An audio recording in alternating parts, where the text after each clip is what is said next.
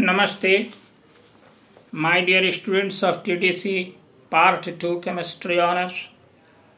I am Dr. Gajendra Prasad Singh, Head and Associate Professor, Department of Chemistry, Jamnilal College, Hajipur, Vaishali, BRA, BU, Muzaffarpur. My dear students, today I am going to discuss Reformatsky reaction. मेरे प्रिय छात्रों, आज मैं Reformatsky reaction की बात करूंगा. When a carbonyl compound is treated with alpha halogenated ester in presence of zinc, alpha beta unsaturated ester is obtained.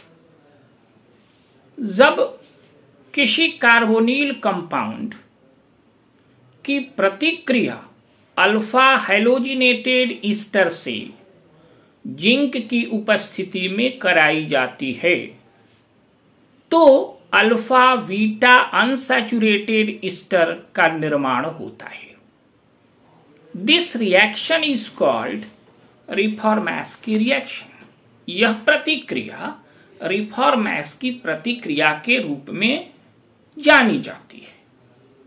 The solvent most often used in this reaction is benzene, ether or mixture of benzene ether.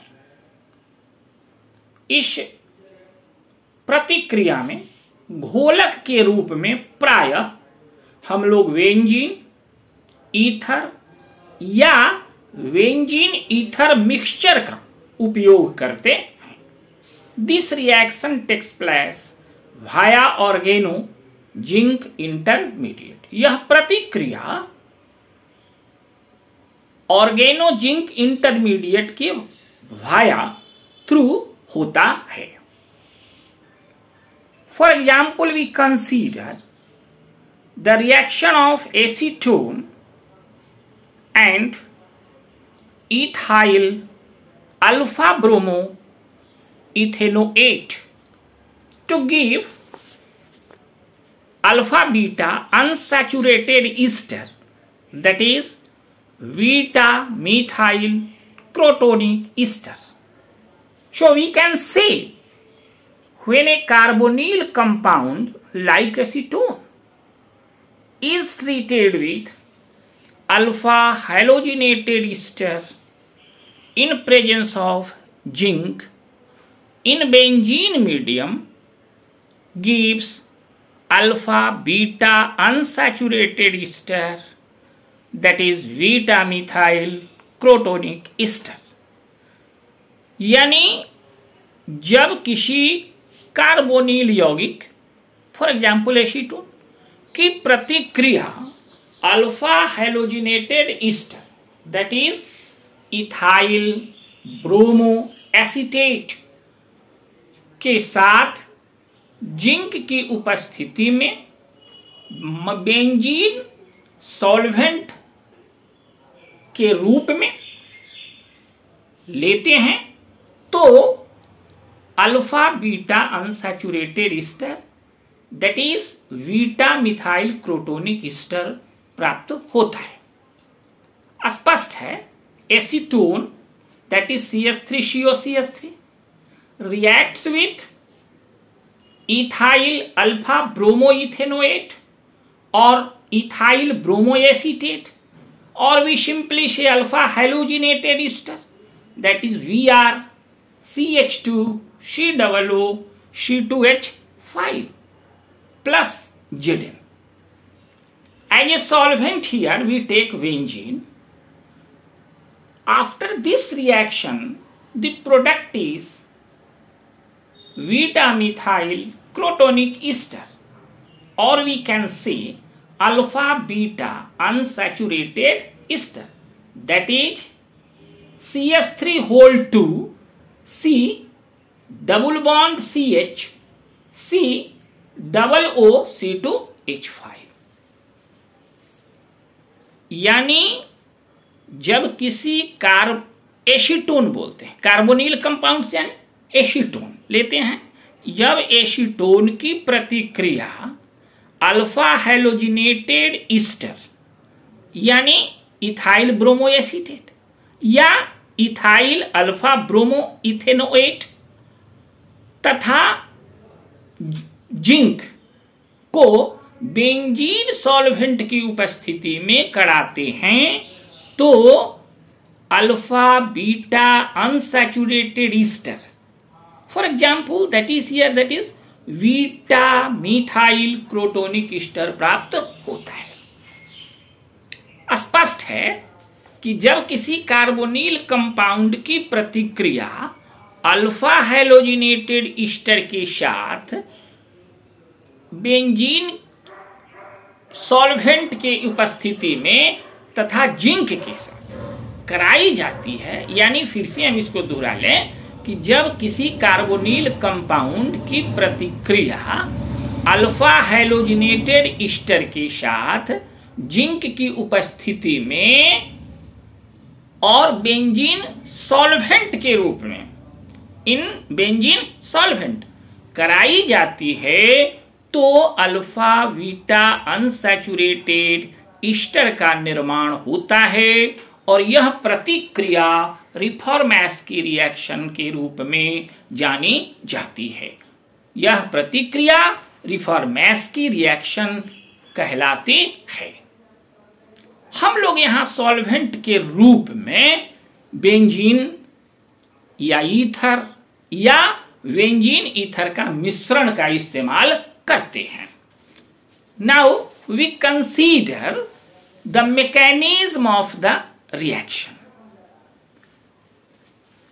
First, that is alpha halogenated ester reacts with zinc in benzene medium forms organozinc compound।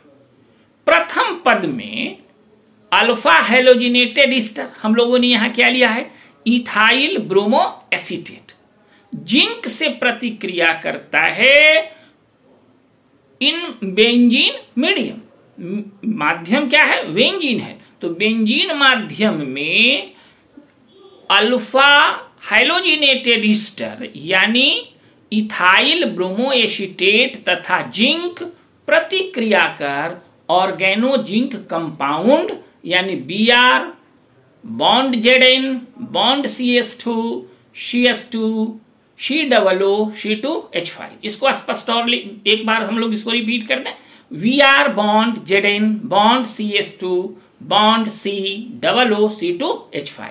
This is organozinc compound प्राप्त होता है। This is the first step. Now we come to the second step. This organozinc compound reacts with the organic compound acetone to form a duct।